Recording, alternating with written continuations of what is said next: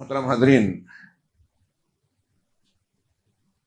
اللہ تعالیٰ کے برکتوں سے بھرپور مہینے رمضان میں ہم اس مرحلے پر پہنچ چکے ہیں جس کے بارے میں جناب محمد رسول اللہ صلی اللہ علیہ وسلم کا حال یہ ہوتا تھا کہ آپ دنیا کے دیگر مشاغل اور مصروفیات سے بالکل کٹ جاتے اور مسجد میں ٹھہر کر اعتکاف کی عبادت کو اختیار کر کے اللہ کے جناب میں بندگی عبادت میں پوری سرگرمی اختیار فرما لیتے۔ یوں تو آپ نے بخاری کی حدیث سنی کہ عام رمضان کے بارے میں اللہ کے نبی صلی اللہ علیہ وسلم سے متعلق حضرت ابن عباس کہتے ہیں کانا رسول اللہ صلی اللہ علیہ وسلم اجود الناس وکانا اجود ما یکون فی رمضان، کہ اللہ کے نبی صلی اللہ علیہ وسلم یوں بھی عام حالات میں بھی دنیا کے تمام لوگوں میں سب سے زیادہ سخی تھے، خرچ کرنے والے تھے لوگوں پر ضرورت کے موقعوں پر، اور رمضان میں آپ کی سخاوت میں بھی رمضان میں سب سے زیادہ بلندی آ جاتی، شباب آ جاتا۔ آپ سخی تھے ہی، رمضان میں سخاوت اور بڑھ جاتی۔ ہینا یلقاہ جبرائیل، جب حضرت جبرائیل علیہ السلام سے آپ کی ملاقات ہوتی اور وَيَتَدَارَسُهُ الْقُرْآنَ، اور قرآن کا مدارسہ اور دور کرتے تھے، نازل شدہ پورا قرآن سناتے تھے۔ یہ نبی کریم صلی اللہ علیہ وسلم کا رمضان میں عام حال ہوتا۔ پھر جیسے جیسے رمضان بڑھتا تو آخری عشرے کے تعلق سے بخاری، مسلم، ابو داؤد، ترمذی، نسائی میں متعدد روایات تھوڑے تھوڑے فرق کے الفاظ کے فرق سے مروی ہے کہ حضرت عائشہ ام المومنین رضی اللہ تعالی عنہا فرماتی ہیں کہ اذا دخل العشر الاواخر من رمضان، جب رمضان کا آخری عشرہ داخل ہوتا، جو ہم بھی داخل ہو رہے ہیں، تو اللہ کے نبی صلی اللہ علیہ وسلم کا کیا حال ہوتا؟ شد مئزرہ واحیا لیلہ وایقظ اہلہ، کہ اپنی کمر کو کس لیتے تھے۔ مئزر ازار بند کو کہتے ہیں، اس کو سخت کر لیتے۔ اردو زبان میں ہم اس کے لیے محاورہ ہی استعمال کرتے ہیں، کمر کسنا، یعنی کسی کام کے لیے بالکل محنت اور مشقت پر آمادہ ہو جانا، تیار ہو جانا اور اس میں لگ جانا۔ تو نبی کریم صلی اللہ علیہ وسلم جیسے ہی آخری عشرہ آتا اپنی کمر کس لیتے، وَأَحْيَا لَيْلَهُ، اپنی رات کو جاگتے، بات چیت کے لیے، گفتگو کے لیے، دنیاوی امور کے لیے نہیں بلکہ عبادت و ریاضت کے لیے، تلاوت کے لیے، ذکر و اذکار کے لیے۔ وَأَحْيَا لَيْلَهُ وَأَيْقَظَ أَهْلَهُ، اور اپنے اہل و عیال کو جگاتے، بیدار کرتے کہ اٹھ جاؤ، غفلت میں نہ رہو۔ یہ اللہ رب العالمین کی برکتوں اور نوازشوں کے لوٹنے اور لٹانے کا موقع ہے۔ اس وقت جو محروم رہ گیا وہ حقیقت میں محروم اور بدقسمت ہے۔ بعض روایتوں میں یہ رمضان کے فضائل و مسائل بیان کرتے ہوئے جناب محمد رسول اللہ صلی اللہ علیہ وسلم کا یہ ارشاد بھی مروی ہے کہ جو اس مہینے میں، ماہ مبارک میں لیلۃ القدر ہے، جو شخص لیلۃ القدر کی فضیلت سے، اس کی سعادت سے محروم رہا، وہ حقیقت میں محروم ہے، بدقسمت ہے۔ دنیا میں کچھ بھی پالے، اس رات کی عظمت سے جو محروم رہا وہ حقیقت میں محروم ہے۔ چنانچہ اللہ کے نبی صلی اللہ علیہ وسلم اس رات کی تلاش کے لیے، اس کی فضیلتوں اور زیادہ سے زیادہ اس کی نعمتوں اور نوازشوں کو اپنے دامن میں سمیٹنے کے لیے ہمارے اور آپ کے سامنے یہ اسوہ پیش کیا کہ عام حالات میں تو رمضان کے دنوں میں آپ شدت سے عبادت کرتے ہی تھے، لیکن آخری عشرے میں آپ گھر بار سے بھی الگ ہو جاتے۔ یہ اس امت کی جائز، کیا کہیں گے، خانقاہیت، رہبانیت اسلام میں جائز نہیں ہے۔ اعتکاف کو ہم کہہ سکتے ہیں کہ اعتکاف کی حالت میں بیوی بچوں سے بھی الگ ہو کر، گھر بار کے کاروبار سے الگ ہو کر مسجد میں ٹھہر جانا عبادت کے لیے۔ اس پیریڈ میں لا تباشروہن وانتم عاکفون فی المساجد، رمضان کے عام دنوں میں رات کی حالات میں جب آپ روزہ نہیں ہیں، اس وقت میاں بیوی کا ملنا جائز ہے۔ احل لکم لیلۃ الصیام الرفث الی نسائکم، رمضان کی رات میں، روزے کی رات میں تمہارے لیے اپنے بیوی سے رفث یعنی تعلق قائم کرنا، جنسی تعلق، یہ حلال کر دیا گیا۔ یہ امت پر ایک اور احسان تھا اللہ کا۔ لیکن جب اعتکاف میں آدمی بیٹھ جائے، لا تباشروہن، تو اب ان سے مباشرت نہیں کر سکتے۔ وانتم عاکفون فی المساجد، جبکہ تم مسجدوں میں اعتکاف کیے ہو۔ اعتکاف مسجد میں ہی ہوتا ہے، چاہے مردوں کا ہو یا خواتین کا ہو۔ خواتین کے گھر میں اعتکاف کی کوئی ثبوت نہیں ہے، اور یہ ایک عظیم عبادت ہے جس کے حضرت ابن عباس وغیرہ سے بعض آثار مروی ہے کہ ایک دن کے اعتکاف سے 3 خندقوں تک کا فاصلہ انسان جہنم سے دور ہو جاتا ہے. اور یہ خندق دنیا کی نہیں بلکہ ایسی ہے جو آسمان کے 2 کناروں کے درمیان کا فاصلہ ہے. اتنا جہنم سے اگر دور ہونا ہے تو اس عبادت کا نبی کریم صلی اللہ علیہ وسلم اتنا اہتمام کرتے تھے کہ ہر سال آخری عشرے میں کرتے. آخری سال 20 دنوں کا کیا.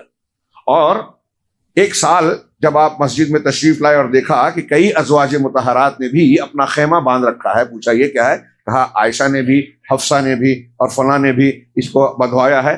تو اللہ کے نبی صلی اللہ علیہ وسلم نے اپنا حجرہ کھلوا دیا. یہ تو گھر کا ماحول مسجد میں ہو جائے گا. چنانچہ آپ نے اس سال اعتکاف نہیں کیا اور اس کی قضا شوال کے پہلے عشرے میں کی. اندازہ لگا سکتے ہیں. اور اللہ کے نبی صلی اللہ علیہ وسلم بطور خاص اعتکاف اس مہینے کے آخری عشرے میں کیوں کرتے تھے؟ اس کی فضیلت کیا ہے؟ ساری چیزوں سے کٹ کر اللہ سے لو لگانا, عبادت کرنا. کیوں آپ نے یہ کیا؟ اس لیے کہ اس آخری عشرے کی راتیں انتہائی افضل, پورے سال کی تمام راتوں کے مقابلے میں اس کی راتیں, اور خاص طور سے اس کی طاق راتیں, اس عشرے کی طاق راتیں ساری راتوں سے افضل ہیں. کیوں افضل ہیں؟ اس میں اللہ تبارک و تعالیٰ نے قرآن کا نزول فرمایا. یہ نزول قرآن کی سالگرہ ہے اور ہم اور آپ اس کی اہمیت پر توجہ نہیں دیتے, سمجھتے نہیں ہیں.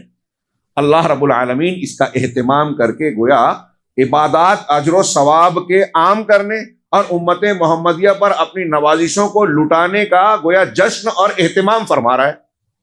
جشن کا اہتمام فرما رہا ہے. ہم اسے قبول کرنے کے لیے تیار ہے نہیں, یہ ہم ہیں یا نہیں, یہ ہمارے اوپر منحصر ہے. اللہ تبارک و تعالیٰ نے ارشاد فرمایا یہ آخری عشرے کی فضیلت کی ایک وجہ, انا انزلناہ فی لیلۃ القدر. ہم نے اسے یعنی کسے؟ قرآن کو. ضمیر معہود ذہنی ہے. ہم نے اس قرآن کو لیلۃ القدر میں نازل کیا. اب لیلۃ القدر کب ہے؟ کچھ لوگوں نے شیعوں کی روایات, شاذ اقوال, بعض شاذ اقوال کی بنیاد پر اسے 15 شعبان بنا دیا, نعوذ باللہ. جو قرآن سے ہی اور حدیثوں سے ثابت ہے کہ رمضان میں اور رمضان کے آخری عشرے میں ہے. قرآن ہی سے رمضان کا مہینہ متعین ہو جاتا ہے. لیکن سورہ دخان کی آیت انا انزلناہ فی لیلۃ مبارکہ, کہ ہم نے اس قرآن کو مبارک رات میں اتارا. کیسے اتارا؟ شب قدر کو اللہ نے لوح محفوظ سے آسمائے دنیا پر پورا قرآن ایک ساتھ اتار دیا. یہ ایک مرتبہ رمضان میں اتارنا ہوا. اور پھر آسمان دنیا سے نبی صلی اللہ علیہ وسلم پر 23 سالہ مدت میں تھوڑا تھوڑا حسب ضرورت اللہ نے نازل کیا. لیکن اس کی شروعات, نزول کی شروعات رمضان المبارک کے آخری عشرے کی ایک طاق رات میں ہوئی. وہی لیلہ مبارکہ ہے. اور اسی سورہ دخان میں کہا گیا فیہا یفرق کل امر حکیم. اسی رات میں ہر حکمت والا یا ہر مضبوط فیصلہ ہوتا ہے. یہ تقدیر, سالانہ تقدیر کی رات ہے, اسی لیے اس کا نام ہی قرآن میں ہے لیلۃ القدر, قدر کی رات, تقدیر کی رات. اور قرآن نے ہی کہا شہر رمضان الذی انزل فیہ القرآن, کہ رمضان ہی وہ مہینہ ہے جس میں قرآن نازل کیا گیا. تو رمضان کا مہینہ متعین ہے, یعنی لیلہ مبارکہ وہی ہے, قرآن سے ثابت ہے, اور وہ رمضان میں ہے. اور قرآن کہہ رہا ہے انا انزلناہ فی لیلۃ القدر, ہم نے اس قرآن کو قدر کی رات میں نازل کیا. قدر کا 2 معنی, کہ یہ وہ رات ہے جس کی بڑی قدر و منزلت ہے, جس کو اللہ قدر و منزلت والا کہہ رہا ہے. ہم نے اس کو قدر و منزلت نہیں دی. جس کو دنیا نے, بدعتیوں نے قدر و منزلت والا بنا دیا, شب برات 15 شعبان, ہم نے اس کو مان لیا. قرآن کہہ رہا ہے, روایت وایت کا باقی بات ہی نہیں ہے, کہ ہم نے قدر کی رات میں, تو قدر کا ایک معنی قدر و منزلت والی, اور ایک معنی ہے تقدیر کی رات. سالانہ تقدیر, کون مرے گا اس سال, کون جیے گا, کس کے ساتھ ایکسیڈنٹ ہوگا, کون ترقی کرے گا, کون پیدا ہوگا, وغیرہ وغیرہ, چھوٹی سے لے کے بڑی سے بڑی بات اللہ تعالیٰ اس رات میں فرشتوں کے حوالے کرتا ہے. اور بعض علماء نے کہا کہ جو دعا سے تقدیر بدلتی ہے وہ یہی تقدیر ہے جو فرشتوں کو دی جاتی ہے. اللہ کو علم ہے کہ بندہ دعا کرے گا تو تبدیل ہوگی یا نہیں ہوگی, اللہ جانتا ہے, فرشتے نہیں جانتے. تو اللہ تعالیٰ فرشتوں سے کہتا ہے کہ اس نے دعا کیا, یہ بدل دو. تو سال میں ہمارے ساتھ کیا ہونے والا ہے, اس لیے یہ طے ہوتا ہے, اس سال میں فرشتوں کو دیا جاتا ہے, 15 شعبان کو نہیں. اور اسی لیے جناب محمد رسول اللہ صلی اللہ علیہ وسلم نے لیلۃ القدر کی جو دعا بتائی ہے, ہماری سمجھ میں آئے نہ آئے, مختصر, جامع اور اس رات کی حیثیت اور مناسبت کے بالکل موافق ہے. اللہم انکا عفو تحب العفو فاعف عنی. حضرت عائشہ ام المومنین نے پوچھا یہ رات مجھے ملے تو میں کیا کروں؟ تو آپ نے کون سی دعا مانگو؟ تو یہ مانگو، اے اللہ تو عفو ہے، معاف کرنے والا، خوب معافی دیتا ہے، تو حب العفو معافی کو پسند کرتا ہے، فاعف عنی لہذا تو مجھ کو معاف کر دے، میں گنہگار ہوں، خطا کار ہوں، کوہتاہ ہوں، کمزور ہوں، معاف کر دے، اور تیری رحمتوں کی رات ہے. کیوں یہ دعا ہے؟ میں بہت مختصر میں بیان کر رہا ہوں کہ اہل علم نے بیان کیا اس لیے کہ اس رات سالانہ تقدیر طے ہو رہی ہے. اس سال میں کیا کیا ہونا ہے میرے ساتھ اور میرے گھر والوں یا میرے قریبی لوگوں کے ساتھ، پروردگار اگر تو سالانہ تقدیر میں کوئی فیصلہ کر رہا ہے تو میرے ساتھ معافی کا معاملہ کرنا، میرے گناہوں کی وجہ سے ناراضگی اور غصے کی حالت میں میرے تعلق سے فیصلہ نہ کرنا. تو معاف کرنے والا ہے، معافی کو پسند کرتا ہے، مجھے معاف کر دے، اور اس بنیاد پر میری سالانہ تقدیر طے کر کے فرشتوں کے حوالے کر. کتنی مناسبت رکھتی ہے. انا انزلناہ فی لیلۃ القدر، یہ اس رات کی عظمت و کبریائی کی بنیاد یا عظمت و جلال کی بلندی کی بنیاد بتائی کہ اس میں نزول قرآن ہوا. اب یہ اللہ نے آگے سوال کیا وما ادراک ما لیلۃ القدر، تمہیں کیا پتا، کیا معلوم لیلۃ القدر کیا ہے؟ یعنی تمہیں پتہ نہیں ہے، اللہ جانتا ہے. ہم اندازہ نہیں لگا پاتے، ہم سنتے بھی ہیں لیکن غور نہیں کرتے، اس کی حقیقت کو سمجھ نہیں پاتے. اللہ جانتا ہے اس کی کیا حیثیت ہے.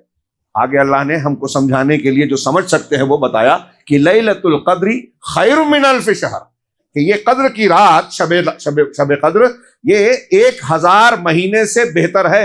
یعنی اس مہینے میں ایک رات کی عبادت اگر ہم کو ایمان اور اخلاص سے مل گئی، شرط ہے یہ، دکھاوا نہیں، رسم کے طور پر نہیں، عادتاً نہیں، بلکہ عبادت کے طور پر اخلاص کے ساتھ، ایمان کے ساتھ، اجر و ثواب کی امید کے ساتھ اگر اس رات کی عبادت مل گئی ایک رات، تو خیر من الف شہر، 1000 مہینے سے بہتر ہے. اس لیے بعض علماء کہتے ہیں کہ اس رات میں اگر آپ کو کوئی دقت پریشانی بھی آ جائے تو کم سے کم 1 مرتبہ 2 رکعت 4 رکعت نماز ضرور پڑھیں، جیسے قیام اللیل نہیں کر پائے، تراویح جس کو کہتے ہیں، کچھ پیسہ ضرور اس رات میں صدقہ و خیرات کریں. سوچئے کہ 1 روپیہ 70,000 کے سے بڑھ کر ہو جائے گا مہینوں کی عبادت کے مقابلے میں زیادہ. اس کا کیا درجہ بنے گا؟ آپ سال بھر کتنا خرچ کریں گے، اس ایک رات میں کتنا خرچ کریں گے؟ تھوڑا سا کریں گے، کتنا بڑھ جائے گا. تو اس ایک رات میں ہمیں زیادہ سے زیادہ نیکی. لیلۃ القدر خیر، یہ رب فرما رہا ہے، کوئی شک شبہ کی بات ہی نہیں ہے. جو شک کرے وہ ایمان والا ہی نہیں ہوگا اس پہ، کیونکہ قرآن کا فرمان ہے. تو یہ 1000 مہینوں سے، 1000 مہینہ کتنا ہوتا ہے؟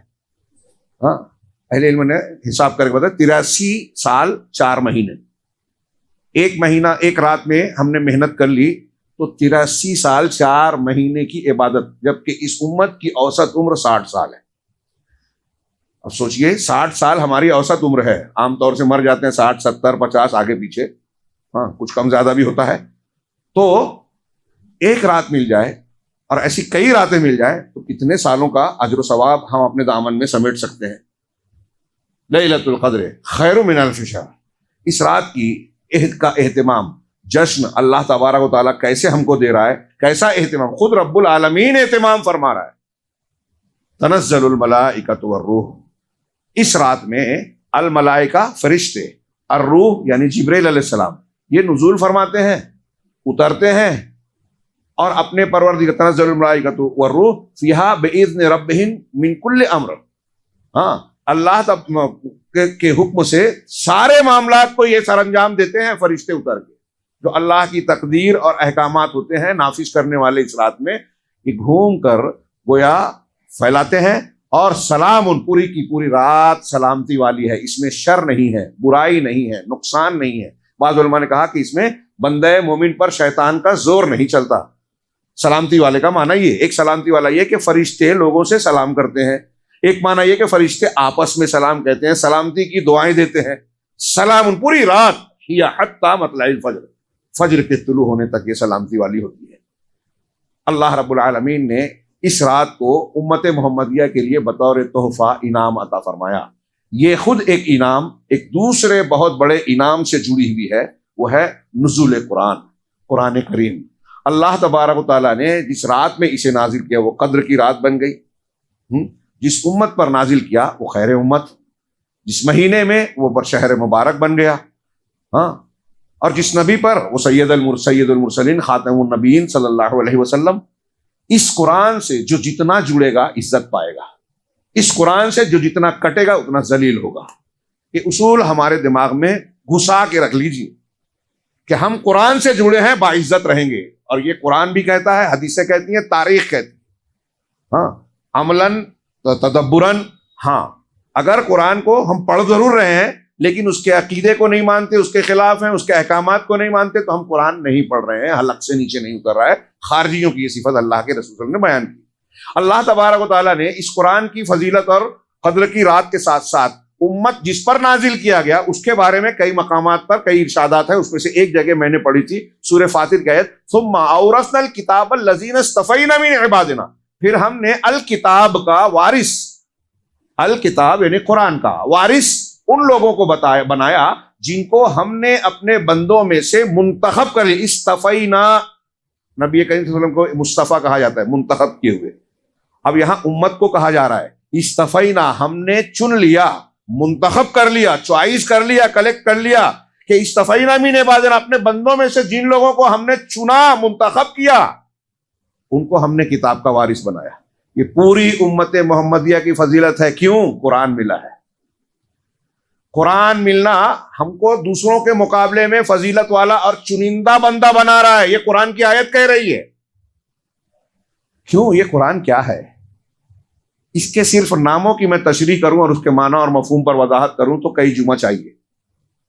قرآن نے ہی جو اس کے نام بتائے ہیں کہ یہ قرآن ہدایت ہے، ہدایت ہے مطلب اس سے ہٹ کے اس کے خلاف جو ہوگا وہ گمراہی ہے۔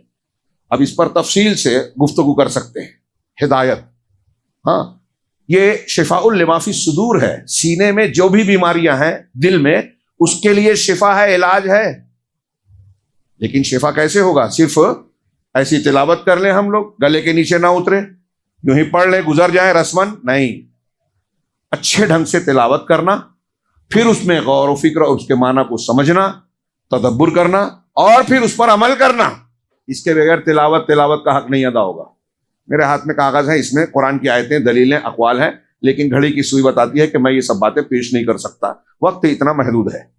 ہاں، کہ اللہ تبارک و تعالیٰ کے اس کلام کی تلاوت کا حق کیا ہے؟ یتلونہ حق تلاوت ہی، اس کی تلاوت اس کے حق کے ساتھ کرتے ہیں۔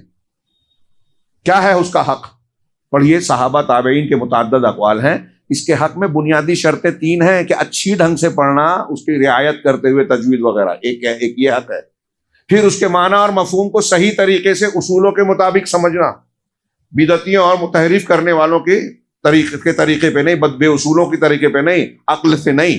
اللہ نے جو طریقہ بتایا، رسول نے جو بتایا، صحابہ نے جس طریقے سے سمجھایا ویسے سمجھنا، اور پھر اس کے حلال کو حلال، حرام کو حرام ماننا، اپنا فیصلہ، اپنے مسائل، اپنے اختلاف قرآن کی روشنی میں حل کرنا۔ اب ہم قرآن پڑھ رہے ہیں، اس نے جو حرام کیا اس کو ہم حلال سمجھ رہے ہیں۔ قرآن پڑھ رہے ہیں اور کہہ رہا ہے قرآن کے اللہ کے رسول کی اتباع کرو، منافقین کی طرح نہ ہو جاؤ کہ اللہ اور رسول قرآن حدیث کی طرف بلایا جائے تو آپ کترا جاؤ۔ آج مسلمان کترا رہا ہے کہ میری خواہشات کے خلاف ہے، قرآن حدیث کا فیصلہ میں نہیں مانتا، میرے امام کے خلاف ہے، میرے پیر صاحب تو یہ کہتے ہیں، قرآن حدیث کہہ رہے ہیں، ٹھیک ہے، مجھ کو نہیں سمجھتا، ان کو سمجھتا ہے، تو قرآن حدیث کو ہم رد کر دیں گے، پیر صاحب کو مان لیں گے۔ یہ آج بہت سارے مسلمان کہہ رہے ہیں، میں سادہ سودہ کہہ رہا ہوں، لیکن وہ لپیٹ کر، گھما پھرا کر، ہاں، اشارے کنائے، ہیلے بہانے سے قرآن کا رد کرتے ہیں، مسلمان کرتے ہیں۔ کہاں قرآن کو مانا، کہاں قرآن کو پڑھا، بلکہ اللہ کے رسول صلی اللہ علیہ وسلم کے اس مقدمے کے حقدار بن گئے جو منظر کشی کی ہے قرآن میں، سورہ فرقان میں کل تلاوت کی گئی تراویح میں، سورہ فرقان ایک روز پہلے، ہاں، کہ یوم یعض الظالم علی یدیہ، کہ اس دن ظالم اپنے ہاتھوں کو اپنے دانتوں سے چبائے گا، یقول یا لیتنی اتخذت مع الرسول سبیلا، کہے گا کہ کاش میں نے رسول کے ساتھ اپنا راستہ چنا ہوتا، قرآن حدیث پہ چلا ہوتا۔ یہ مسلک وہ مسلک نہیں، صحابہ کا مسلک، اہل الحدیث، اہل السنہ، ہاں، والجماعہ کا مسلک اختیار کیا ہوتا، نبی کے ساتھ چلا ہوتا۔ یا لیتنی اتخذت مع الرسول سبیلا، یا ویلتا لیتنی لم اتخذ فلانا خلیلا، کاش، افسوس کہ میں فلاں کو اپنا خلیل نہ بنایا ہوتا۔ لقد اضلنی عن الذکر بعد اذ جاءنی، اس نے الذکر سے، قرآن سے مجھے گمراہ کر دیا، بھٹکا دیا اس کے آنے کے بعد۔ اس کو بد دعا دے گا جس کا ساتھ اختیار کرے گا میدان محشر میں اور جہنم میں ان کے آپس میں لڑائی ہوگی. میں نے اس کے پیچھے چل کے قرآن کو چھوڑا تھا, توحید کو چھوڑا تھا, سنت کے طریقے کو چھوڑا تھا. اللہ اس کو ڈبل عذاب دے. وہ کہے گا کہ اس کی وجہ سے میں سردار بنا تھا, اس کو ڈبل عذاب دے. اللہ کہے گا دونوں کو ڈبل ملے گا, تم جانتے نہیں ہو. ہاں, پھر آگے اللہ نے کہا یہ مقدمہ یہ چلے گا, وہ افسوس کرے گا لیکن پلٹ کر آنے کی مدت تو ہوگی نہیں. ہاں, آگے کہا وقال الرسول یا رب ان قومی اتخذوا هذا القرآن مہجورا. رسول فریادی, قرآن وکٹم مظلوم, اور کٹہرے میں امت ہم اور آپ. اور اللہ تعالیٰ سے فریاد نبی کر رہا ہے, مظلوم قرآن ہے کہ میری اس قوم نے, وہ رسول کہیں گے اے رب پروردگار میری اس قوم نے قرآن کو چھوڑ دیا تھا. قرآن کو چھوڑنے کا کیا مطلب؟ کئی مطلب ہے. اگر کوئی شخص تلاوت ڈھنگ سے نہ کرے چھوڑ دے وے, یہ قرآن کا چھوڑنا ہے. تلاوت کرے, غور و فکر تدبر معنی کو سمجھنے کی کوشش نہ کرے, خاص طور سے ان معانی کو جس کی سمجھنے کی ضرورت ہے, جیسے عقائد, عبادات, حلال حرام, جس طرح ہم کو سابقہ پڑتا ہے, نہ سمجھے, نہ سمجھنے کی کوشش کرے تو قرآن کو چھوڑ دیا. اگر وہ سمجھ رہا ہے لیکن اس پر عمل نہیں کر رہا ہے, قرآن نے جس کو حلال کیا اس کو حرام کر رہا ہے, جو حرام کیا سود کو حرام کیا لے رہا ہے, والدین سے اف کہنے سے منع کیا بدتمیزی کر رہا ہے, اللہ کے رسول کی اطاعت کرنے کے لیے کہا, اللہ کے رسول کی سنت کے سامنے کسی اور کی بات کو مان رہا ہے, تو قرآن چھوڑ دیا, عمل نہیں کر رہا ہے. اپنا فیصلہ کرنا ہے, بھائی بھائی کا جھگڑا ہے, وراثت کا جھگڑا ہے, بہن کا معاملہ ہے, بیوی میاں بیوی کا جھگڑا ہے, والدین کا معاملہ ہے, کوئی معاملہ ہے, مقدمہ ہے, قرآن سے فیصلہ کرانے کی بجائے دوسروں کے پاس جاتا ہے, قرآن کو چھوڑ دیا. یہ سارے معانی اس میں شامل ہے حجران قرآن میں. تو رسول یہ فریاد کریں گے. آپ غور کیجئے کیا حال ہوگا جب رسول ہمارے اور آپ کے خلاف مقدمہ کریں اور کہیں کہ میری اس قوم نے قرآن کو چھوڑ دیا تھا. اس قرآن سے جوڑنے کے لیے یہ آخری اشرا آ رہا ہے, اور اللہ رب العالمین نے یہ بتایا کہ یہ قرآن ہدایت ہے, شفاء لما فی الصدور ہے, ہدایت ہے. اور ہدایت بھی کیسی ہدایت ہے؟ سورہ بنی اسرائیل میں اللہ نے کہا, یہ ایک آیت بہت تفصیل طلب ہے کہ ان ھذا القرآن یہدی للتی ہی اقوم, یہ قرآن وہ کتاب ہے جو سب سے بہتر, سب سے سیدھے راستے کی طرف رہنمائی کرتی ہے. اب عقائد میں ہو, عبادات میں ہو, حلال حرام میں ہو, تعلقات میں ہو, اجتماعی امور میں ہو, اخلاقیات میں ہو, معاملات میں ہو, پڑوس, رشتہ, والدین, بچے, میاں بیوی, کوئی بھی معاملے میں ہو, قرآن کا ایک اصول آپ لیجئے.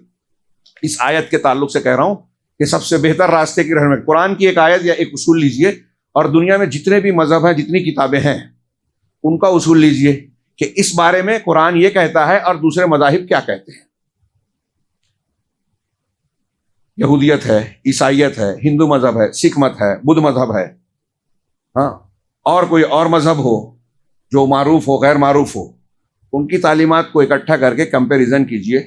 آپ کیجئے, کسی غیر مسلم سے کرائیے. اگر وہ انصاف والا ہے تو غور و فکر, تحقیق اور تجربات کرنے کے بعد جو نتیجہ نکالے گا وہ یہی نکالے گا کہ قرآن کا اصول سب سے اچھا ہے, انسان کے لیے سب سے فائدہ مند ہے, انسانی فطرت کے مطابق ہے, اس میں اعتدال ہے, اس میں مضرت نہیں ہے, اس میں فلاح ہے, سعادت ہے, سکون ہے, انسانیت کے لیے سکون ہے.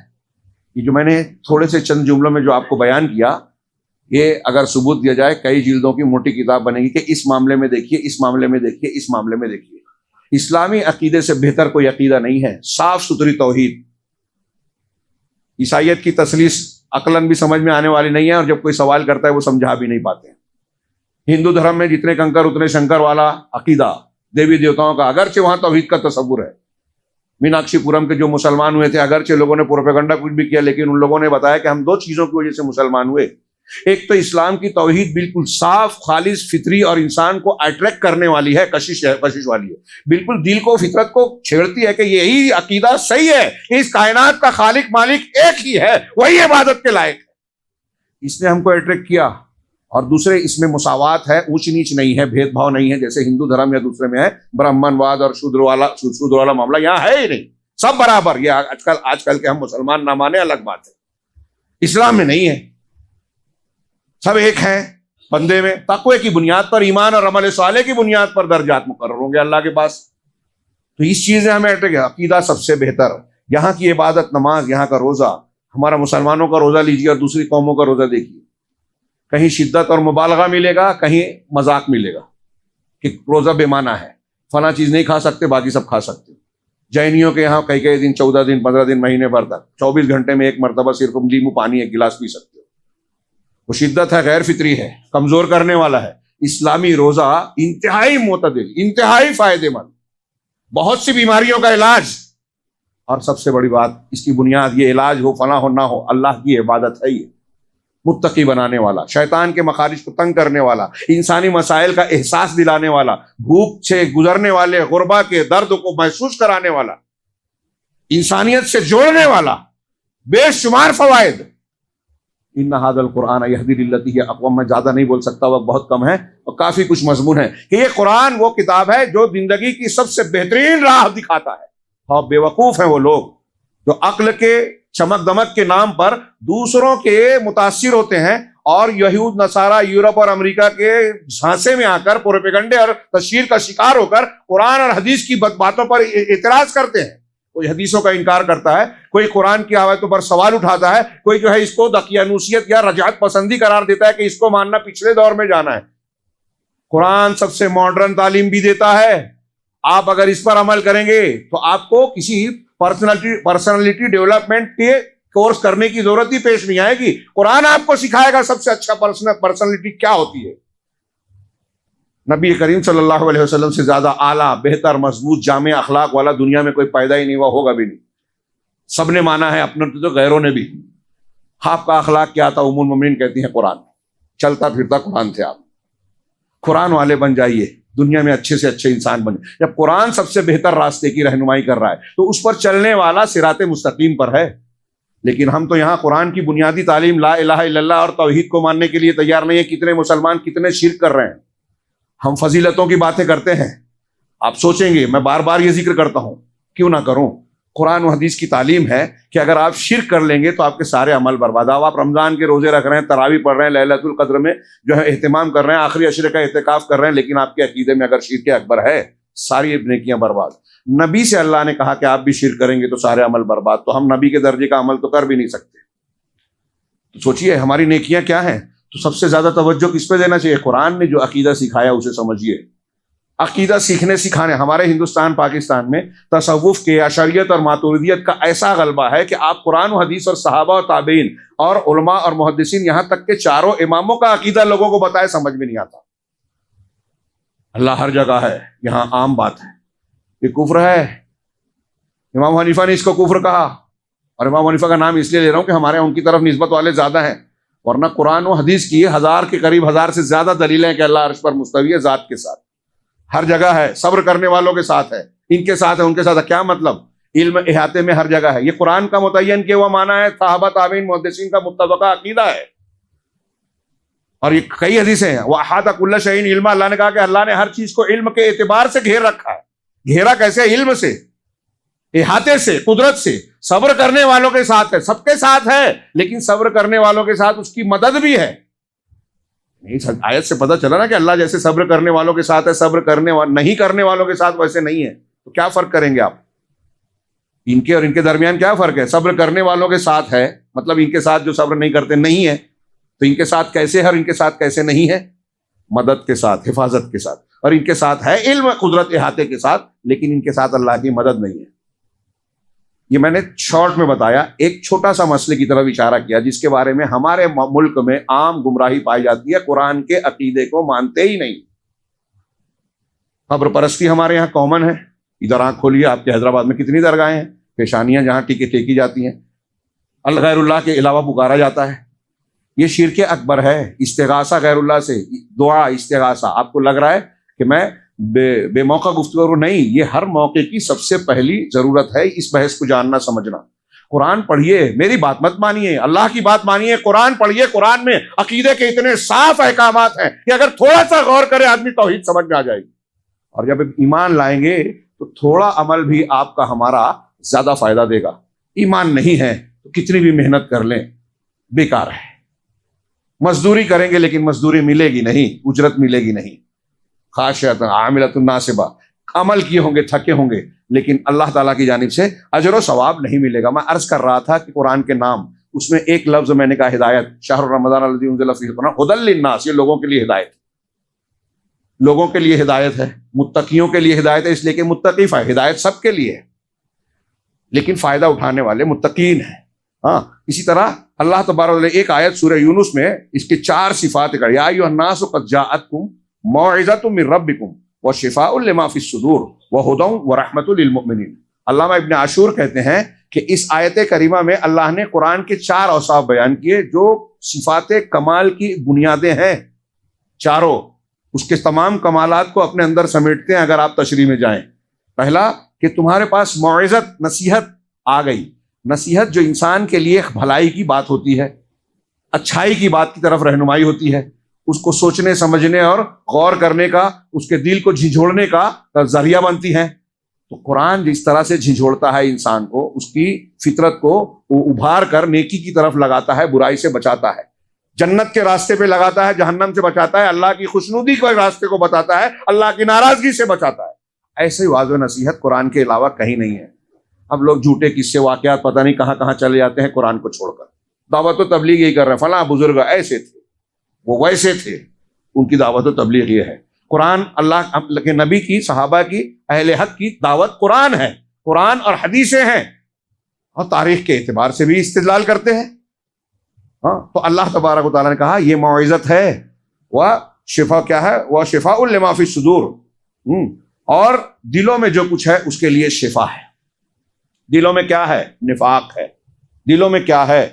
کفر ہے، شرک ہے، شکوک و شبہات ہیں، لالچ ہے، ہرس ہے، گھمنڈ کا جذبہ ہے، جتنے گناہ ہیں اس کا علاج ہے۔ حضرت قتادہ کہتے ہیں کہ لوگوں، اللہ تعالیٰ کا جو کلام ہے قرآن، وہ تمہارا، اللہ نے اس میں تمہاری بیماری بھی بتائی ہے اور اس بیماری کا علاج بھی بتایا، اور سب سے بڑی بیماری یہ بتائی کہ تمہارے گناہ سب سے بڑے بیماری ہے، اور گناہ کا علاج استغفار اور توبہ ہے، یہ قرآن نے بتایا۔ اس پر ہم اگلے ہفتے گفتگو کریں گے، توبہ استغفار پر انشاءاللہ۔ تو بیماری بھی قرآن نے بتائی اور اس کا علاج بھی بتایا۔ جسمانی امراض کے لیے بھی شفا ہے قرآن، لیکن اس کو کیسے استعمال کیا جائے، لکھ کے لٹکا دیا جائے، اس کا نمبر نکال لیا جائے، پلیٹ پر لکھ کر دھو کے پی لیا جائے، دھو کے کا غسل کیا جائے، یہ جو بات کے لوگوں نے بتایا، قرآن کا وہ استعمال رہے گا، یا قرآن کا جتنا بھی فائدے مند طریقہ ہے استعمال کا اللہ نے کے رسول نے بتا دیا یا نہیں بتایا؟ بتایا۔ اور جو آپ نے نہیں بتایا وہ کتنا بھی اچھا دکھے، قرآن خوانی لوگ کرتے ہیں، سنت سے نہیں ہے، لٹکاتے ہیں دیواروں پر، گلے میں فلاں، یہ بدعات ہیں، نبی سے، صحابہ سے ثابت نہیں۔ اگر اس میں خیر ہوتا تو وہ بتاتے، اور صحابہ ہم سے پہلے کرتے، وہی کیا جائے جو اللہ اور رسول نے بتایا، جو صحابہ کرام نے کیا۔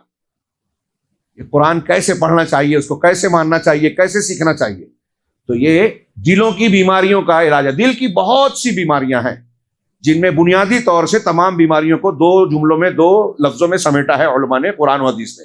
ایک شبہات کی بیماری، ایک شہوات کی بیماری۔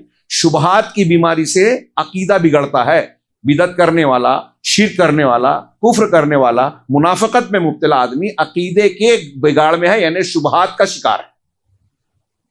دلیل دیتا ہے کہ میں گنہگار ہوں، بابا جو ہے مر گئے ہیں، ولی ہیں، وہ زیادہ اللہ سے قریب ہیں، ان کا وسیلہ لگا کے اللہ سے مانگوں گا تو اللہ، میں مانگوں گا تو نہیں دے گا، یہ شبہ ہو گیا۔ جبکہ قرآن کہہ رہا ہے ادعونی استجب لکم، مجھ سے مانگو میں تمہیں دوں گا۔ اللہ کہہ رہا ہے مجھ سے مانگو، آپ کہہ رہے ہیں کہ نہیں اللہ سے ڈائریکٹ نہیں مانگیں گے، پیر صاحب کے پاس جائیں گے، فلاں کی قبر پہ جائیں گے، ہے نا؟ کیا مطلب ہوا اس کا؟ کہ آپ شبہے کا شکار ہیں۔ اللہ جو کہہ رہا ہے اس کو ماننے کے لیے آپ تیار نہیں ہیں، آپ کے دماغ میں کوئی خناس ہے کہ نہیں نہیں ایسا نہیں نہیں ویسا، شیطان نے پٹی پڑھائی آپ نے مان لی اور شرک کر رہے ہیں جہاں واسطہ نہیں ہے۔ اللہ تعالیٰ کہہ رہا ہے ہم شہر حق سے قریب ہیں، اللہ کہہ رہا ہے مانگو مجھ سے دوں گا، میرا بندہ پوچھے تو کہو میں قریب ہوں، میں مانگنے والے سے خوش ہوتا ہوں، نہیں مانگنے والے سے ناراض ہوتا ہوں۔ یہاں یہ معاملہ ہے۔ اب بندہ کہتے نہیں نہیں نہیں اللہ سے ڈائریکٹ کیسے مانگیں گے، چھت پہ جانے کے لیے سیڑھی چاہیے، اوپر جانے کے لیے یہ چاہیے، بادشاہ کے پاس جانے کے لیے وزیر چاہیے، شہزادہ چاہیے۔ تو جیسے بادشاہ دور ہے، جیسے چھت دور ہے، ویسے کیا اللہ بھی دور ہے علم میں، قدرت میں؟ جیسے وسیلہ لگانے والا آپ کے بارے میں، اس کے پاس، جس کے پاس وسیلہ لگاتے ہیں، بولتا ہے ارے یہ بندہ ضرورت مند ہے، یہ ایسا ہے، یہ ایسا ہے، تو اللہ کے پاس کوئی جا کے بتائے گا؟ پیر صاحب مرا ہوا آدمی جو یہ بولے گا کہ ارے تیرے فلاں بندے کے پاس اولاد نہیں ہے، مقروض ہے، بیمار ہے، تو اس کو شفا دے دے، اللہ کو نہیں معلوم ہے، یہ بتائے گا؟ تو دنیا کے بادشاہ کی طرح اللہ ہے؟ دنیا کے بادشاہوں کی طرح اللہ دور ہے، ہم کو نہیں پہچانتا؟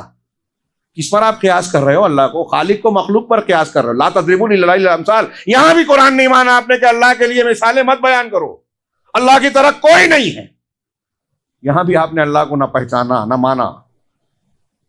تو اللہ تبارک و تعالیٰ مختصر یہ کہ شبہات کے جو فتنے ہیں، شرک کفر، ان کا علاج ہے. ہاں دلوں میں جو گمراہیاں ہیں، غیبت چغلی ہرس ہوس دنیا داری کی جو بیماری لت لگتی ہے، دنیا پسند ہے، شہوتیں پسند ہے، یہ دل میں جو بیماری، اس کا علاج ہے شہوات کا علاج. شہوات یعنی انسان کی جو خواہشات ہیں جو اعمال اور اخلاق میں بگاڑ پیدا کرتی ہیں. چوری، ڈکیتی، غیبت، چغلی، دنیا داری، جوا، شراب، زنا، بدکاری، موبائل میں دیکھ کر گندی چیزوں کی طرف رغبت رکھنا، قرآن و حدیث سے دوری اختیار کرنا. قرآن سننے میں، خطبہ جمعہ میں، نماز پڑھنے میں مزہ نہیں آتا، موسیقی سننے میں مزہ آتا ہے، ناچ گانا دیکھنے میں مزہ آتا ہے، ہاں دھوم مستی میں مزہ آتا ہے، شراب نوشی میں مزہ آتا ہے. یہ شہوات ہیں. ان شہوات کا علاج بھی قرآن کرتا ہے. شفاء لما فی الصدور. دلوں میں جو انسان کے ساری بیماریاں ہیں ان سب کا علاج ہے. اور ہدایت ہے یہ، وہدن ورحمت للمؤمنین، مومنوں کے لیے رحمت ہے. وقت نہیں ہے، میں آگے یہ سورہ فاتر کی آیتیں پڑھنا چاہتا ہوں. یہ قرآن نور ہے، روشنی ہے. اس کا مطلب قرآن آپ نے نہیں پڑھا تو آپ اندھیرے میں ہیں. زندگی میں آپ کتنی بھی ترقی کر رہے ہیں، ایک مہینے کی 5 لاکھ 10 لاکھ 1 کروڑ کمائی کر رہے ہیں، لیکن آپ اندھیرے میں جی رہے ہیں. ہاں قرآن نور ہے، قرآن روح ہے، زندگی ہے. یعنی آپ کی روح اور دل زندہ ہوتا ہے قرآن سے. کافروں کو اللہ نے مردہ کہا ہے قرآن میں، ایک جگہ نہیں کئی جگہ. جو قرآن نہیں مانتے ایمان والے نہیں ہیں. تو اگر کوئی شخص قرآن کو نہیں مانتا تو وہ زندگی سے محروم ہے. یا ایھا الذین آمنوا استجیبوا للہ وللرسول اذا دعاکم لما یحییکم. اے ایمان والو، اللہ کی بات کو مانو اور رسول کی بات کو مانو جب تم کو وہ اس چیز کی طرف دعوت دیتے ہیں جس میں تمہاری زندگی ہے. رسول کی دعوت اور اللہ کی دعوت کیا ہے؟ یہ قرآن اور حدیث ہی ہے نا. اس کو نہیں مانیں گے. اس میں اللہ کہہ رہا ہے قرآن میں، سورہ انفال کی آیت میں نے پڑھی کہ اس میں کہہ رہا ہے کہ ہماری زندگی ہے. اس کا مطلب یہ کہ اگر ہم نے اس کو نہیں مانا تو اس میں ہماری موت ہے. اور مسلمان آج مردہ ہوا جا رہا ہے. کیوں؟ اس لیے کہ قرآن حدیث کو چھوڑے ہوئے ہیں. یہ مسلمانوں کے لیے رحمت ہے کیا؟ قرآن رحمت ہے، قرآن حفظ ہے، اور قرآن بیماریوں کا علاج ہے. اور وہ لمبی حدیث سے میں چاہتا تھا کہ پوری پڑھوں. پڑھیے، اللہ کے نبی صلی اللہ علیہ وسلم کہا کہ کوئی بندہ کرب میں ہو، تکلیف میں ہو، مصیبت میں ہو، پریشانی اور صدمے میں مبتلا ہو تو اس مصیبت سے نکلنے کے لیے وہ چاہیے کہ اسے یہ دعا پڑھے. کوئی بندہ یہ دعا پڑھے گا اللہ اس کے غم کو ضرور دور کر دے گا. اللہم انی عبدک وابن عبدک وابن امتک. پروردگار میں تیرا بندہ ہوں، تیرے بندے کا بیٹا ہوں، تیری کنیز اور بندی کا بیٹا ہوں، لونڈی کا بیٹا ہوں. ناصیتی بیدک، میری پیشانی تیرے ہاتھ میں ہے. ماضٍ فی حکمک، میرے سلسلے میں تیرا ہی فیصلہ نافذ ہوتا ہے. عدل فی قضاءک، تو جو بھی فیصلہ میرے بارے میں کرتا ہے وہ عدل و انصاف پر مبنی ہوتا ہے. اسألک بکل اسم هو لک، میں تجھ سے سوال کر رہا ہوں، مانگ رہا ہوں تیرے ہر اس نام کے ذریعے سے، وسیلے سے جو تو نے اپنا نام رکھا ہے. سمیت بہ نفسک، جو تیرا نام ہے اور تو نے اپنا نام رکھا ہے. ناموں کا وسیلہ جائز ہے، اللہ کے ناموں کا، اسماء الحسنی کا. میں اس کے ہر نام کے ذریعے سے، ہاں سمیت بہ نفسک او انزلتہ فی کتابک، یا جو نام تو نے اپنی کتاب میں نازل کیا ہے. او علمتہ احدا من خلقک و عبادک، یا تو نے اپنے بندوں میں سے، مخلوق میں سے کسی بندے کو وہ اپنا نام سکھایا ہے. اب استأثرت فی علم الغیب عندک، یا وہ تیرا نام اس کے ذریعے سے میں مانگتا ہوں جسے تو نے اپنے پاس غیب کے علم میں چھپا رکھا ہے. یعنی بہت سے نام ایسے ہیں جو اللہ نے کسی کو بتایا نہیں، کوئی جانتا ہی نہیں. کیا اتنا مضبوط وسیلہ، تیرا بندہ ہوں، تیرے فیصلے کا، تیرے بندوں کا بیٹا ہوں. یہ ان کے ساری عاجزی. پھر اس کے بعد اللہ کے اسما کا وسیلہ، تمام اسما کا، جو جانتے ہیں جو نہیں جانتے ہیں، جو بتایا گیا جو نہیں بتایا گیا. مانگا کیا؟ ہاں اب استأثرت فی علم الغیب عندک ان تجعل القرآن ربیع قلبی، کہ قرآن کو تو میرے دل کی بہار بنا دے، اور جلاء حزنی، میرے حزن و ملال کو دور کرنے کا ذریعہ بنا دے، وذہاب غمی، اور میرے غم کو دور کرنے کا ذریعہ بنا دے. نبی صلی اللہ علیہ وسلم کہہ رہے ہیں کہ جو یہ کہے گا کلمات غم میں، مصیبت، ٹینشن میں، اللہ اس کے غم کو، کرب کو، تکلیف کو دور کر دے گا. قرآن ہمارے دل کی بہار ہے. قرآن ہمیں ہمارے غموں کو چھانٹنے والا ہے. کیسے؟ قرآن کو پڑھیں گے، سمجھیں گے، عمل کریں گے تو دنیا کے دکھ دور ہوں گے. یہ دکھوں کا علاج ہے، مداوا ہے. ہم ٹینشن کا علاج کرنے کے لیے گانے سنتے ہیں، کچھ لوگ نشہ کرتے ہیں، کچھ لوگ جو ہے دوستوں میں جا کے دھوم دھڑاکا اور ہنسی مذاق میں بھولنے کی کوشش کرتے ہیں. قرآن کہہ رہا ہے کہ قرآن علاج ہے آپ کے دکھوں کا، صدمے کا. ہم ماننے کو تیار نہیں ہیں. اللہ کے رسول نے فرمایا یہ تمہارے لیے شفا ہے. تو میں نے ایک حدیث کے ذریعے سے غموں کے علاج کے تناظر میں یہ بیان کیا. ہاں یہ چار صفات جو بیان کی ہیں، اس کے علاوہ میں بہت کم وقت بچا ہے، یہ ایک جگہ کی صرف آیتیں پڑھوں، حالانکہ اس کے 3 حصے ہیں۔ قرآن کی فضیلت بتائی گئی، فضل بتایا گیا، اور پھر اسے ماننے اور نہ ماننے والوں کا ذکر کر کے نتیجہ اور انجام بتایا گیا۔ بہت غور سے سنیے، اور میں گزارش کروں گا کہ جتنے چھوٹے بڑے جوان بوڑھے ہیں اور ہماری مائیں بہنیں ہیں، وہ جا کے قرآن مجید میں سورہ فاطر میں ان آیتوں کی تھوڑی تفصیل پڑھے۔ چنانچہ اللہ نے فرمایا ثم اورثنا الکتاب الذین اصطفینا من عبادنا، پھر ہم نے الکتاب کا وارث اپنے ان بندوں کو بنایا جن کو ہم نے چن لیا، یعنی امت محمدیہ کو قرآن دیا گیا، ہم نے چنا۔ تو اللہ تعالیٰ آگے کہہ رہا ہے فمنہم، اب یہ جو ہم سب کو قرآن ملا ہے، ہم فضیلت والے ہو گئے، اب جو مانتا ہے وہ بھی اور جو نہیں مانتا سب ایک جیسے ہیں کیا؟ نہیں، اللہ نے آگے کہا فمنہم ظالم لنفسہ ومنہم مقتصد ومنہم سابق بالخیرات باذن اللہ۔ یہ ہمارا قرآن کے ساتھ کیا رویہ ہے، اس کے مطابق فیصلہ ہوتا ہے اس آیت سے کہ ہم ان 3 کیٹیگری میں سے کس میں ہیں۔ ان میں سے کچھ ایسے ہیں جو اپنے آپ پر ظلم کرنے والے، کچھ لوگوں نے کہا کہ اس سے مراد کافر مشرک ہیں، لیکن نہیں، مسلمان ہیں۔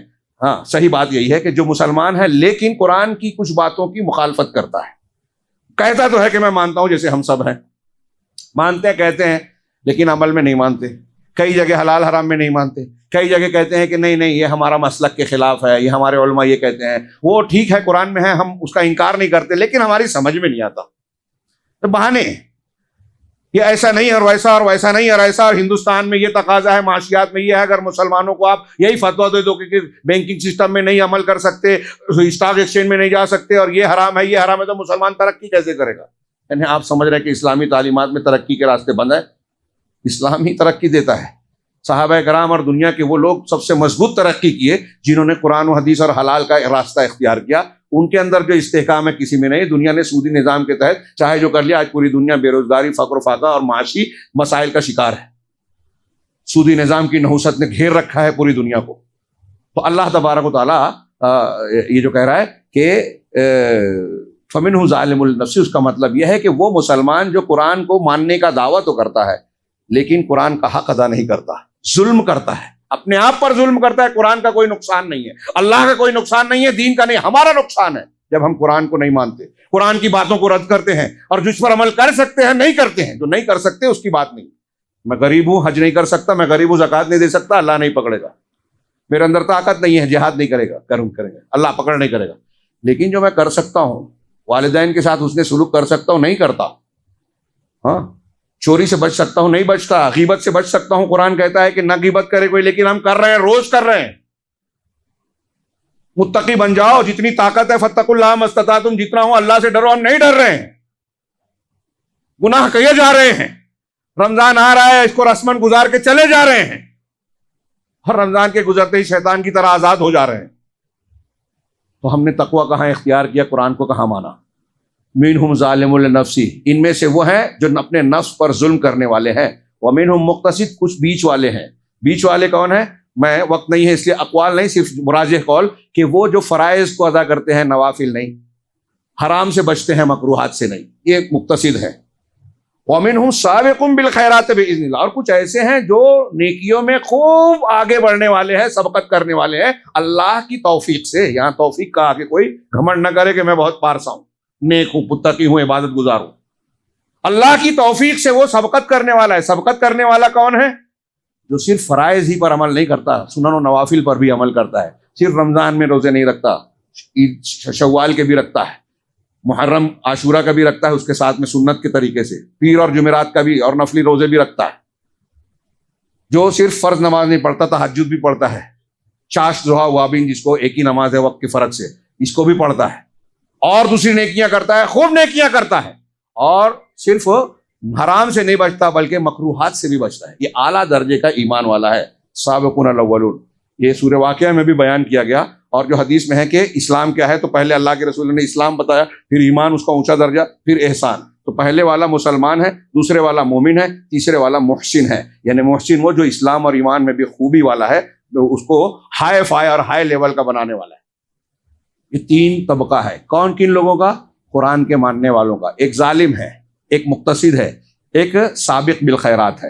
ہم اور آپ اپنے اپنے دل میں جھانک کر پوچھیں کہ ہم کہاں کھڑے ہیں قرآن کے اس معاملے میں۔ یہ ان کی بات ہے جو قرآن مانتے ہیں، یہ ان کی بات ہے جن کا عقیدہ صحیح ہے۔ یہ خاص نوٹ کیجئے، لکھ لیجئے دماغ میں۔ جن کا عقیدہ ہی صحیح نہیں ہے، جن کے ہاں شرک ہے، وہ اس کیٹیگری میں آتے ہی نہیں ہے کہیں بھی. یہ ان کی بات ہے. اور اہم بات اس میں سب سے بڑی اور امید کی بات یہ ہے کہ قرآن کو ماننے والے اگر ظالم بھی ہیں تو بھی اللہ کی امید ہے کہ یا تو انہیں جہنم میں ڈالنے کے بعد نکالے گا گناہ زیادہ ہے تو، یا انہیں یوں ہی معاف کر کے جنت میں ڈالے گا. جنت میں ڈالے گا ضرور قرآن کے ماننے والے کو. یہ میں نہیں، یہ قرآن کی آگے کی آیت کہہ رہی ہے کہ ان لوگوں کے بارے میں کہا ہے جنات عدن یدخلونہا، ہمیشگی کی جنت. جنات عدن کا ترجمہ جو ہمیشہ رہنے والی، عدن کا یہ کہتے ہیں کہ کئی جنتیں ہیں الگ الگ، جنت المأوا، جنت الفردوس، جنت النعیم، الگ الگ نام ہے جنت کے، الگ الگ جنتوں کے. اس میں سے ایک ہے جنت عدن. تو اللہ نے کہا جنات عدن کے باغات ہیں جس میں یہ داخل ہوں گے. ہاں، یحلون فیہا من اساور من ذہب، جس میں وہ سونے کے کنگن پہنائے جائیں گے، وہ لؤلؤا، اور موتی کے، ہاں سونے کے موتی کے. وہ لباسہم فیہا حریر، اور اس جنت میں جو ہے ان کا لباس حریر ہوگا، ریشم ہوگا. استبرق اور سندس، دبیز اور نفیس باریک ریشم. اب یہ جو آیت ہے جنت کی، ان باتوں کو ہم نے ایسے ہی پڑھا اور کچھ لوگ سمجھتے ہیں کہ بس یہ تو ایسے ہی باتیں ہیں. جی نہیں، یہ انسان کی فطرت کے تقاضے کا جواب ہے. ہم دنیا میں چاہتے ہیں نا ہمیں ایسی زندگی ملے جس میں سکھ ہی سکھ ہو، دکھ نہ ہو، آرام ہی آرام ہو، تکلیف نہ ہو، صدمہ نہ ہو، پریشانی نہ ہو. ایسی دنیا، ایسی چیز جو ہماری فطرت میں اللہ نے رکھی ہے کہ ایسی زندگی ہونی چاہیے، یہ دنیا میں کسی کو نہیں ملنے والی. چاہے وہ بادشاہ بن جائے، وزیر اعظم، صدر جمہوریہ بن جائے، نہیں مل سکتا. دکھ ہے، بیماری ہے، پریشانی ہے، ٹینشن ہے، رہے گا. آدمی کو جہاں غم نہ ہو، جہاں تمنائیں پوری ہوں، خواہشات دم توڑ دیں، ایسی دنیا صرف جنت میں ہے. اللہ نے یہ خواہش ہم کو اور آپ کو دی ہے تو اس خواہش کو پورا کرنے کا مقام بھی بنایا ہے، اور وہ جنت ہے. یہ اللہ تعالیٰ کہہ رہا ہے وَلَكُمْ فِيهَا مَا تَدَّعِي أَنفُسُكُمْ وَلَكُمْ فِيهَا مَا تَشْتَهِي أَنفُسُكُمْ وَلَكُمْ فِيهَا مَا تَدَّعُونَ. تمہارا نفس جو چاہے گا اس میں وہ سب ملے گا، اور جو مانگو گے وہ سب ملے گا. جو چاہو گے ملے گا، جو مانگو گے وہ ملے گا، جو اللہ نے وعدہ کیا ہے وہ ملے گا. اللہ پوچھے گا کہ کچھ اور چاہیے تو جنتی کہیں گے کہ جو کیا وہ ہماری تمناؤں سے زیادہ ہے. میں اکثر کہتا ہوں دنیا میں کسی کو کتنا بھی مل جائے، ہاں ایلن مسک بن جائے، بل گیٹس بن جائے، امبانی اڈانی بن جائے، بھوک مرتی نہیں، مٹتی نہیں. دوسروں کا مال کھانے کی تڑا پر بھوک رہتی ہے، استحصال کی، سمیٹنے کی. یہاں تمنائیں نہیں جاتی، ختم نہیں ہوتی، کتنا بھی کما لے. لیکن جنت وہاں ہے، وہ جگہ ہے جہاں تمنائیں نہیں ہوگی. انسان کہے گا جو ہماری تمنا تھی اس سے زیادہ ہے. اچھا اکتائے گا نہیں، بور نہیں ہوگا کہ چینج کرنے کے لیے یہاں سے وہاں چلیں، وہاں چلیں. ہاں قرآن کی آیتیں ہیں، ٹائم نہیں ہے کہ میں ان کو سب کو بیان کروں. وہاں سے تبدیلی نہیں چاہیے، لا یبغون عنہا حوالا، وہاں سے تبدیلی نہیں چاہیں گے، وہاں اکتائیں گے نہیں. اور ایسی کیا جنت ہوگی وہ جس کے بارے میں رسول اللہ صلی اللہ علیہ وسلم کا فرمان ہے کہ جنت کے اندر ایک کمان کی جگہ دنیا، اور دنیا کے اندر جو بھی ہے، امریکہ، آسٹریلیا، یورپ، امریکہ، اور دنیا کی جو لذیذ سے لذیذ، اعلیٰ سے اعلیٰ 5 اسٹار 7 اسٹار سہولتیں ہوں، دنیا میں جو بھی ہے سب سے بہتر ایک کمان کی جگہ. جنت کی عورت کے سر پر دوپٹہ ہے، اس کے سر رکھنے کے لیے جو لکڑی ہے وہ دنیا اور دنیا کے اندر کی ساری چیزوں سے بہتر ہے. آخری جنتی جو جہنم سے نکل کے جنت میں جائے گا، اس کو اللہ کہے گا کہ اس جنت کو مت مانگ اور اس کے بدلے میں کئی پٹ دنیا لے لے، 10 پٹ دنیا دیتا ہوں. کہا نہیں، وہ دنیا نہیں چاہیے، بس جنت میں داخل کر دے. اور جب داخل کرے گا رب العالمین تو وہ کیا کہے گا؟ اوتی تو لم یعطى احد من العالمین، مجھے وہ اللہ نے عطا کیا ہے جو دنیا میں کسی کو نہیں ملا، دنیا میں کسی کو نہیں ملا. آخری سب سے ہلکے درجے کا جنتی. اور اعلیٰ کیا ہوگا؟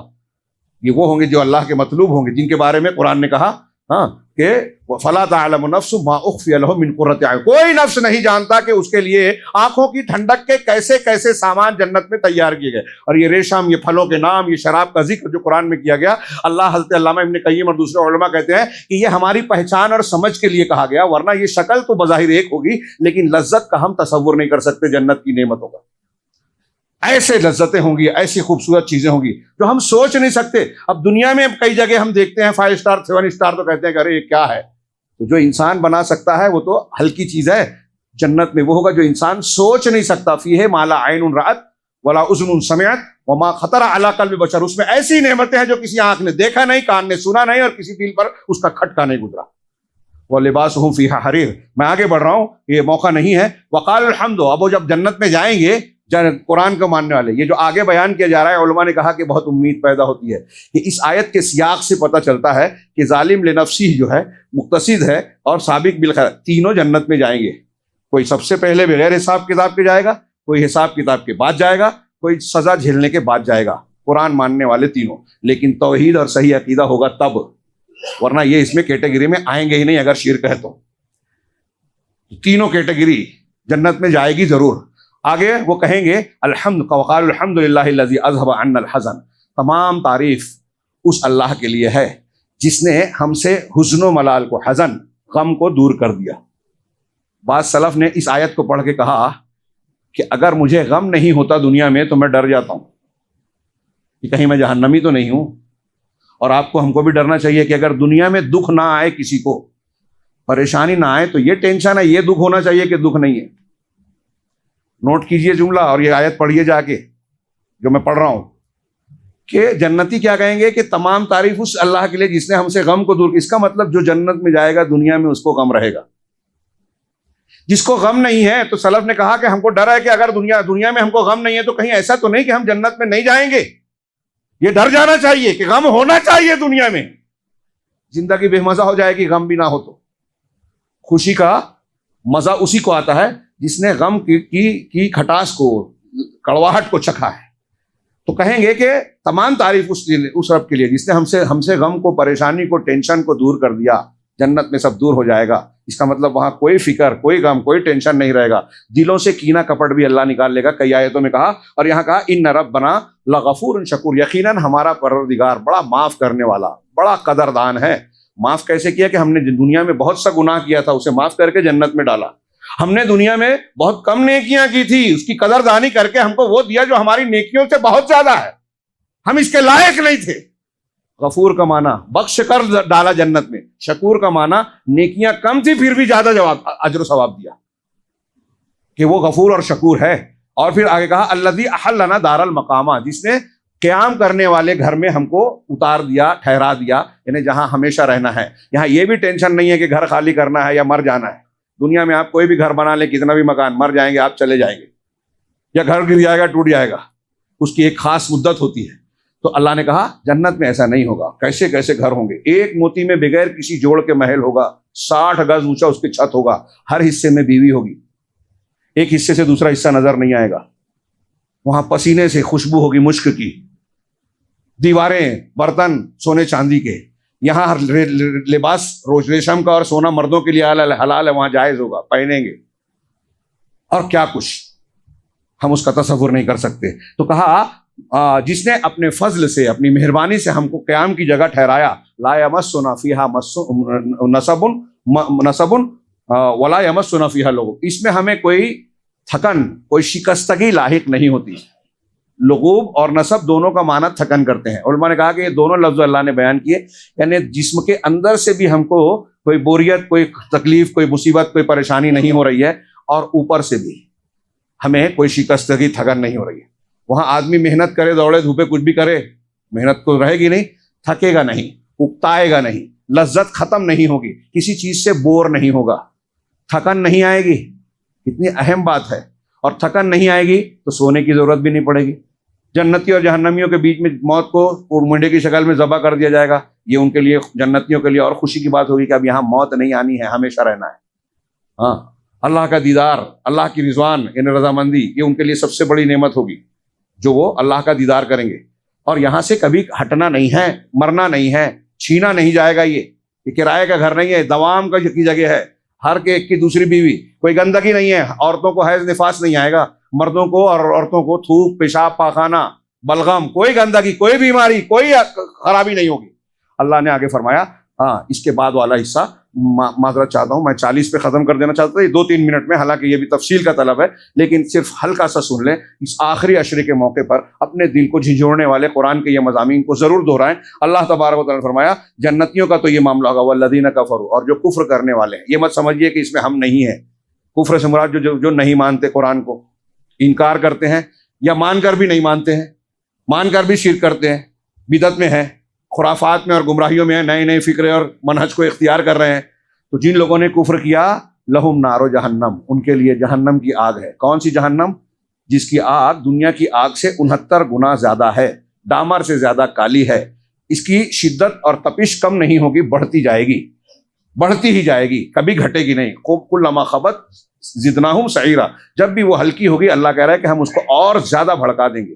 ہاں، یہ جہنم جس کے بارے میں اللہ نے کہا فالذین کفروا قطعت لهم ثیاب من نار، ایک تو آگ ہوگی، اور جن لوگوں نے، سورہ حج کی آیت ہے، جنہوں نے کفر کیا ان کے لیے آگ کے کپڑے کاٹے جائیں گے، یصب من فوق رؤوسہم الحمیم، ان کے سر کے اوپر سے کھولتا پانی بہایا جائے گا، ہاں، یصہر بہ ما فی بطونہم الجنود، جس سے ان کے پیٹ کے اندر کی ساری چیزیں اور ان کی چمڑیاں جھلس جائے گی، گل جائے گی، گل کر گر جائے گی، موت نہیں آئے گی۔ سورہ ابراہیم میں کہا وَيَأْتِهِ الْمَوْتُ مِنْ كُلِّ مَكَانٍ، موت ہر طرف سے بال بال سے آئے گی، وَمَا هُوَ بِمَيِّتٍ، وہ مرے گا نہیں، وہ پکارے گا، آگے آ رہا ہے۔ ہاں، اور اللہ تعالیٰ نے آگے کہا کہ وَلَهُمْ مَقَامِعُ مِنْ حَدِيدٍ، ان کے لیے لوہے کے ہتھوڑے ہوں گے، كُلَّمَا أَرَادُوا أَن يَخْرُجُوا مِنْهَا مِنْ غَمٍّ، ہاں، مِنْ غَمٍّ أُعِيدُوا فِيهَا، کہ جب بھی وہ اس غم سے، تکلیف سے، وہاں کی جہنم کی تکلیف سے نکلنا چاہیں گے، اس ہتھوڑے سے مار کر واپس بھیج دیا جائے گا۔ ہاں، اور کہا جائے گا وَذُوقُوا عَذَابَ الْحَرِيقِ، یہ جلنے کا عذاب اور مزہ چکھو، اس جہنم میں ڈالے جائیں گے۔ اللہ ہمیں بچائے۔ اللہ نے آگے فرمایا لا یقضى علیہم فیموتوا، ان کا کوئی فیصلہ نہیں کیا جائے گا، قضا نہیں آئے گی کہ وہ مر جائیں، ولا یخفف عنہم من عذابها، اور نہ ہی عذاب میں کچھ ہلکا پن آئے گا۔ لوگ سوچتے ہیں دنیا میں مصیبت جھیلتے جھیلتے عادت پڑ جاتی ہے تو مصیبت ہلکی ہو جاتی ہے، جہنم میں ایسا نہیں ہوگا۔ کلما نضجت جلودہم بدلناہم جلودا غیرہا لیذوقوا العذاب، جب بھی ان کی چمڑیاں کھالے جھلس جائے گی، ہم نئی چمڑیاں پیدا کر دیں گے تاکہ وہ عذاب کا مزہ چکھے۔ اور یہاں اللہ کہہ رہا ہے کہ نہ ان کو موت آئے گی اور نہ ان کے عذاب میں کمی کی جائے گی۔ کذالک نجزی کل کفور، ایسے ہی ہم ہر ناشکرے کو بدلہ دیتے ہیں، ہر ناشکرے کو بدلہ دیتے ہیں۔ اللہ کی نعمتوں کی جو قدر نہیں کرتا، قرآن کو نہیں مانتا، قرآن کی قدر نہیں کر رہا ہے، لیلۃ القدر رمضان کی قدر نہیں پہچان رہا ہے، وہ اسی کا مستحق ہے۔ اللہ نے کہا وَهُمْ يَسْتَرِخُونَ فِيهَا، وہ اس میں چیخیں گے، چلائیں گے اور کہیں گے ربنا اخرجنا نعمل صالحا غیر الذی کنا نعمل، کہ پروردگار اس جہنم سے ہم کو نکال دے اور دنیا میں پھر سے بھیج دے، اب ہم نیک عمل کریں گے، وہ عمل جو دنیا میں پہلے کرتے تھے اب نہیں کریں گے۔ یہ موقع ملا ہے، وہ عمل جہنمی کہیں گے پھر سے بھیج دے تو ہم عمل بدل دیں گے، وہ آئیں گے تو نہیں، ہم یہاں ہیں، ابھی سے بدل جائیں۔ اور یہ رمضان میں آخری عشرہ، اس سے بہتر موقع کوئی ہو ہی نہیں سکتا۔ اس میں محروم آدمی، جیسا کہ رسول اللہ فرمایا، سب سے بڑا محروم اور بدقسمت ہے۔ آخری جملے ہیں، اللہ نے فرمایا اولم، جب یہ کہے گا کہ ہم کو دنیا میں بھیج دے، اب اچھا عمل کریں گے، تو اللہ کی طرف سے جواب کیا ہوگا؟ اولم نعمرکم ما یتذکر فیہ من تذکر، کیا ہم نے تم کو اتنا چانس، اتنی عمر اور اتنی زندگی نہیں دی کہ اس میں جو شخص نصیحت پکڑنا چاہتا نصیحت پکڑ لیتا، صحیح ایمان اور عمل صالح والا بننا چاہتا تو بن سکتا تھا، سدھرنا چاہتا تو سدھر سکتا تھا۔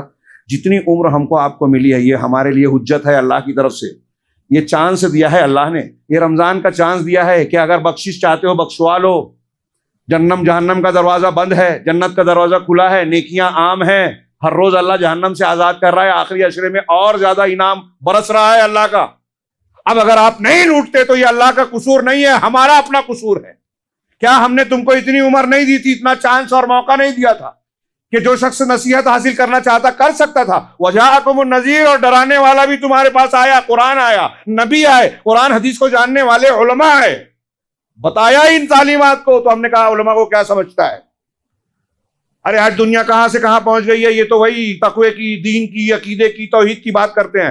ہاں ہم بات کرتے ہیں، انسان جب تک جیتا ہے اس کے جذبات نہیں بدلیں گے۔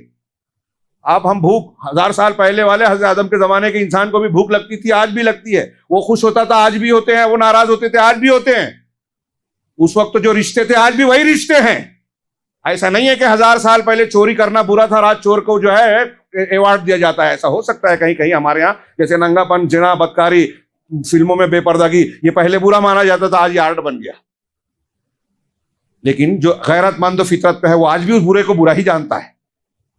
تو اتنی عمر ہم کو ملی، ہاں، جتنے ہم سدھر سکتے تھے، اور ڈرانے والے بھی ہمارے پاس آئے، تو اللہ تعالیٰ کہے گا فذوقوا فما لکم فما للظالمین من نصیر، تو اب تم عذاب کا مزہ چکھو، ظالموں کے لیے کوئی مددگار نہیں ہے۔